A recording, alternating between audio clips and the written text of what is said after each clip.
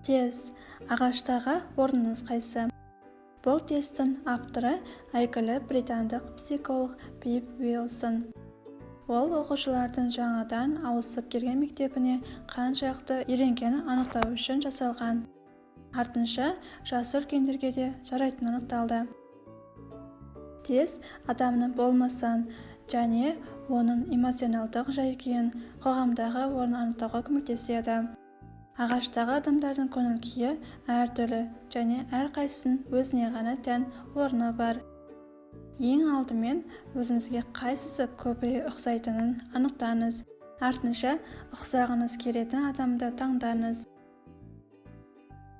Тест жауабы. Бірінші. Еш нәрседен қорықпайтын, батыл мінезді адамдар нөмірі 1, 3, 6, 7 позицияларды таңдайды. Екінші. Қандай жағдай болмасын, достарының қол ұшын аямайтын ақкөңіл адамдар нөмірі 2, 11, 12, 18 және 19 позицияларды таңдайды. Үшінші. Кез келген қиындықта оңай өткеріп отыратын адамдар нөмірі 4 позицияны таңдайды. Төртінші. Шаршаңға көңілсіз жүретін адамдар 5 позицияны таңдайды.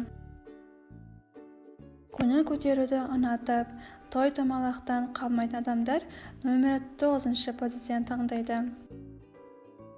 Іштей қапаланып, үнемі уайымдап жүретін және көпшіліктің ортасында жүруді ұнатпайтын адамдар нөмірі 13, 21 позицияны таңдайды. Өзімен сырласып және өзі ғана білетін әлемде өмір сүретін жандар нөмірі 8 позицияны таңдайды. Өмірдің әр сәтін бағалап, жан тыныштығын қалайтын адамдар нөмірі 10 және 15 позициялар таңдайды. Бақытсыз, тағдырына лағнет айтып жүрген жандар нөмірі 14 позицияны таңдайды. Айналасындағыларды өзіне бағындырып және мүмкіндіктерін асыра сілтеген адамдар нөмірі 20 позицияны таңдайды.